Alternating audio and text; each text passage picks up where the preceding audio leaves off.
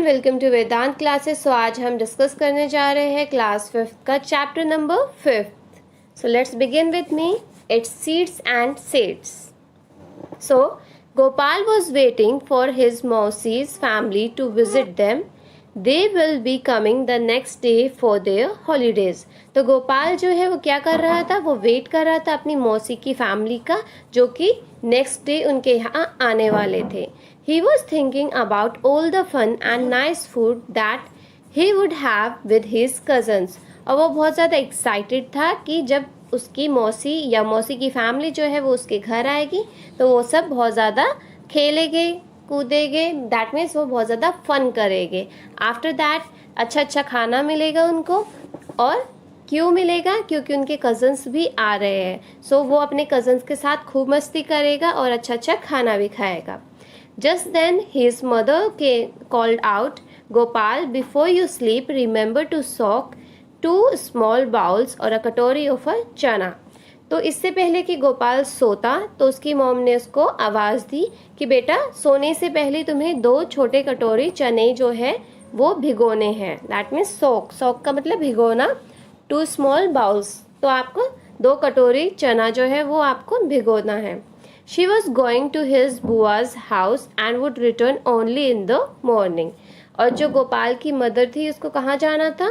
उसको बुआ के घर जाना था और वो सुबह ही लौटने वाली थी। सो दैट मीन्स वो चेक भी नहीं कर सकती, इसलिए वो गोपाल को कह कर गई थी कि वो 2 कटोरी चना जो है वो सॉक कर दे।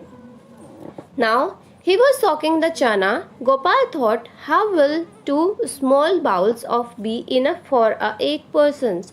तो जब गोपाल जो है वो चने को भिगो रहा था तो उस टाइम उसको लगा, उसने सोचा कि अरे हम तो 8 पीपल्स वर देयर, क्योंकि मौसी की भी फैमिली आ जाएगी और गोपाल की भी फैमिली है, तो 8 लोग आ गए। अब 8 लोगों के लिए 2 छोटी कटोरी चना कैसे काम चल जाएगा, ये तो कम रह जाएंगे।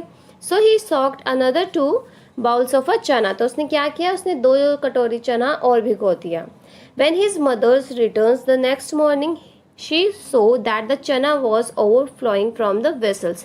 तो जब उसकी मदर जो है वो बुआ के घर से जब नेक्स्ट मॉर्निंग घर आई तो उसने क्या देखा कि जो चना है वो ओवरफ्लो कर रहा है। दैट मीन्स वो जिस बाउल के अंदर उसको भिगोया गया था उसमें से वो निकल गए क्योंकि वो बहुत ज़्यादा थे।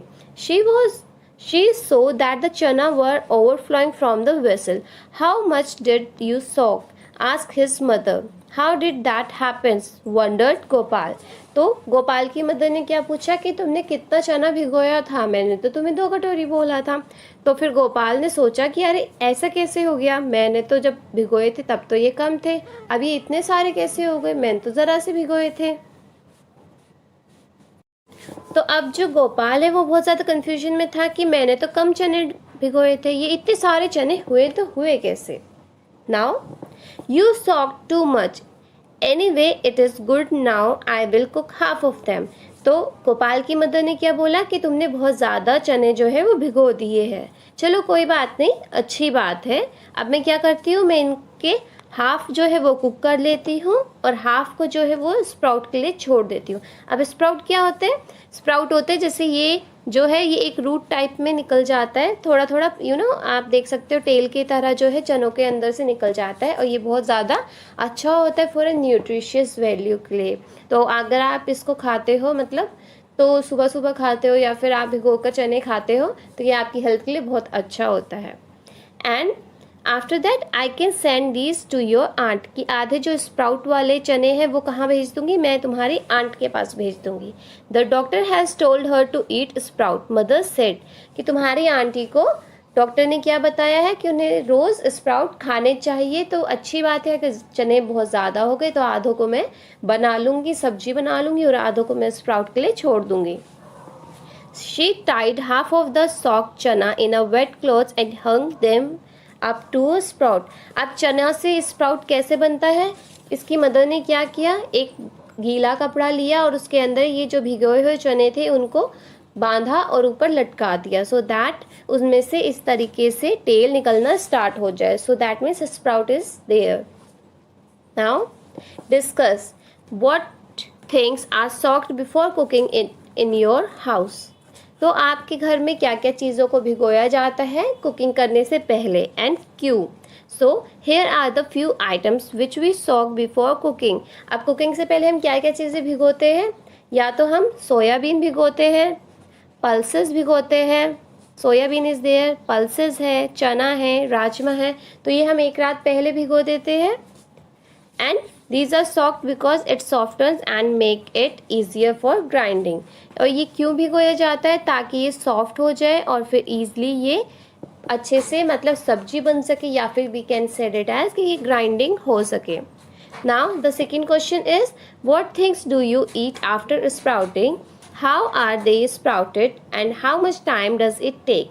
कि आप क्या क्या चीज़ें जो है वो स्प्राउटिंग के बाद खाते हो, और स्प्राउटेड होता कैसे है, और कितना टाइम उसमें लगता है। So the answer is after sprouting we can eat item like chana, moong. तो अगर हम स्प्राउटिंग के बाद खाते हैं कोई चीज़, तो हम क्या क्या चीज़ें खा सकते हैं? दैट इज चना हो सकता है और मूंग हो सकता है। और we can sprout them by soaking in water and then by wrapping it in a wet clothes। तो अभी जैसे आपने देखा था कि गोपाल की मदर ने क्या किया था, उनको पहले भिगोया था, आफ्टर दैट उनको रैप कर दिया था एक गीले कपड़े में, सो दैट उसमें स्प्राउटिंग होना स्टार्ट हो जाए। और स्प्राउटिंग के लिए कितने आवर्स चाहिए? हमें कम से कम 36 से 48 आवर्स चाहिए। Okay, after that has the doctor और someone you know ever told you to eat sprout. क्या कभी ऐसा हुआ है कि किसी डॉक्टर ने आपको या फिर आपके किसी जानकार को, मतलब फैमिली मेम्बर को बोला हो कि वो स्प्राउट खाए? So yes, doctor has advised me to eat sprout so that it is good for a health. कि मुझे डॉक्टर ने क्या बोला है कि आपको स्प्राउट खाने चाहिए, क्योंकि ये हमारी हेल्थ के लिए जो है वो बहुत ज़्यादा अच्छा होता है, इसके अंदर बहुत सारे न्यूट्रिशंस होते हैं। Now do this and find out. Do you remember that in class 4th you did an activity with seeds? Now try another one. तो क्लास 4th में आपने देखा था, आपने एक एक्टिविटी की थी सीड्स की, तो अब आप एक और एक्टिविटी करने जा रहे हो। टेक सम चना एंड 3 बाउल्स। आपको क्या करना है? आपको थोड़े से चने लेने हैं और 3 बाउल लेने हैं, मतलब 3 कटोरी लेनी है। Put 5 चना in the first bowl and fill it up with water। आपको पहली कटोरी में क्या करना है? आपको 5 चनों को, मतलब you have to count it, आप काउंट करके 5 चनों को रखोगे और उसमें फिर पानी भर दोगे। Now put a damp piece of a cloth or some cotton wool in a second bowl। Now keep the same number of chanas in it। Make sure that the cotton wool or the cloth remain wet। अब आपको क्या करना है? दूसरी कटोरी में आपको एक गीला कपड़ा लेना है, चाहे वो आपका कॉटन का क्लॉथ हो या फिर आपका ऊन का क्लॉथ हो, तो आपको वो गीला कपड़ा लेना है और उसके अंदर भी आपको काउंट करके 5 चनों को रख देना है। देन थर्ड बाउल में आप क्या करोगे? Put the same number of chana in a third bowl, do not put anything else and cover all the 3 bowls. तो आपको क्या करना है? आपको सिर्फ ऐसे ही 5 चने जो है वो थर्ड बाउल में रख देना है, थर्ड कटोरी में रख देना है, और उसके अंदर कुछ भी फिलअप नहीं करना है, और फिर आप उन तीनों को ढक दोगे। ठीक है, you have to cover it.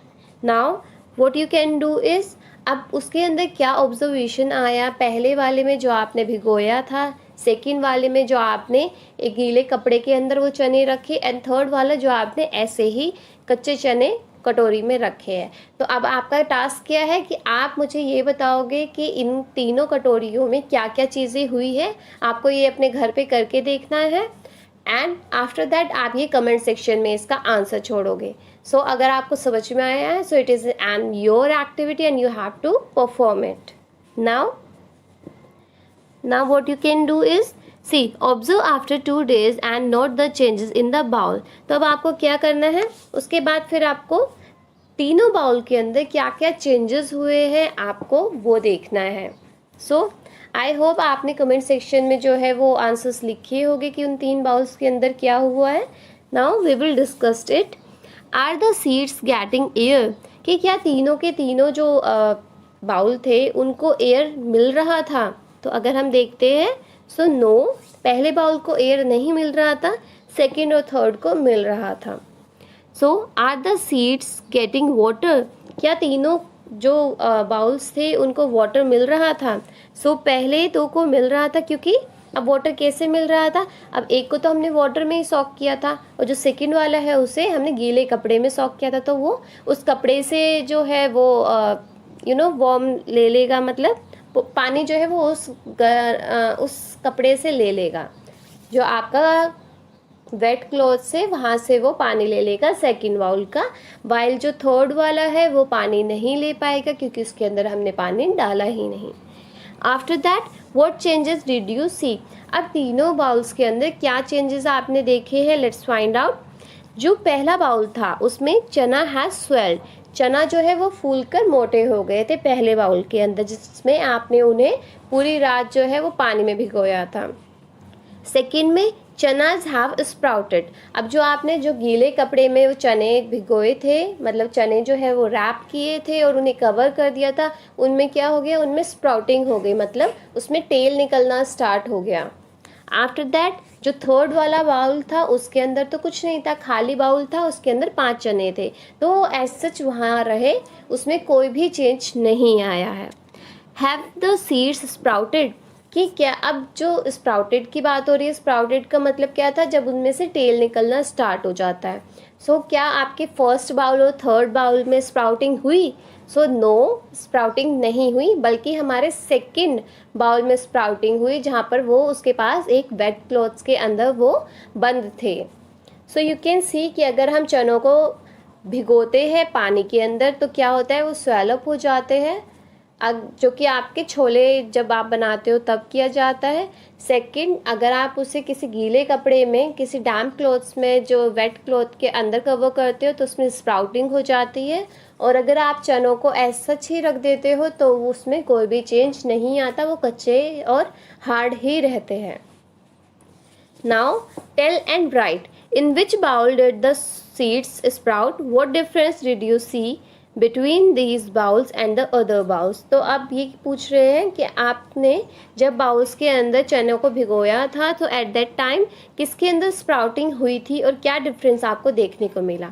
So seeds sprouted only in a bowl 2, तो जो बाउल 2 था, मतलब सेकेंड वाला बाउल था जो वेट क्लॉथ के ऊपर हमने रखे थे चने, सिर्फ उसके अंदर स्प्राउटिंग हुई थी। और हमने क्या डिफरेंस नोटिस किया था, we notice that in bowl 2 its seeds got sufficient air and water so it sprouted। तो स्प्राउटिंग कैसा हुआ, क्योंकि उसके अंदर पानी नहीं था, उसके अंदर गीला कपड़ा था, तो उन चनों को क्या मिला, उन्हें पूरा एयर मिला और वाटर भी मिला। वाटर क्लॉथ से मिला, और जो एयर है कैसे मिला, वो क्योंकि वो पानी के अंदर तो नहीं थे तो उन्हें एयर भी मिल गया और वाटर भी मिल गया, जिसकी वजह से बाउल 2 में स्प्राउटिंग हो गई। So it sprouted. In another 2 bowls, bowl 1 got only water and bowl 3 got no air, no water, so it does not sprout। और पहले बाउल की प्रॉब्लम क्या थी, उसे पानी तो मिला बट उसको हवा नहीं मिली, और जो थर्ड बाउल था उसको ना पानी मिला ना हवा मिली, क्योंकि वो बिल्कुल कवर हो गया था एंड ना उसके पास पानी था और ना उसके पास हवा थी। सो दैट इज़ वाई उस पर कोई फ़र्क नहीं पड़ा। Now next question, why did गोपाल्स mother tie the chana in a damp cloth, कि जो गोपाल की मदर थी उन्होंने गीले कपड़े में डैम्प क्लॉथ पे चने को क्यों रखा। So Gopal mother tied the chana in a damp cloth so that seeds could get proper air and water to sprout. तो ऐसा क्यों किया, ताकि जो सीड्स हैं उन्हें प्रॉपर एयर और वाटर मिल सके, ताकि वो स्प्राउट हो सके, स्प्राउटिंग हो सके उनके अंदर। Now draw, look carefully at your sprouted चना एंड मेक इट्स ड्राइंग। तो अब आपको क्या करना है, आपको स्प्राउटेड चना जो है वो देखना है और फिर आपको उसकी ड्राइंग बनानी है। ओके, सो आफ्टर दैट आप जब वो ड्राइंग बना लोगे so you will get to know कि जो नॉर्मल चना था और जो स्वेलन वाला चना था और जो स्प्राउटिंग वाला चना था उसमें क्या डिफरेंस है। So you have to do this task. After that यहाँ पर एक प्रोजेक्ट है,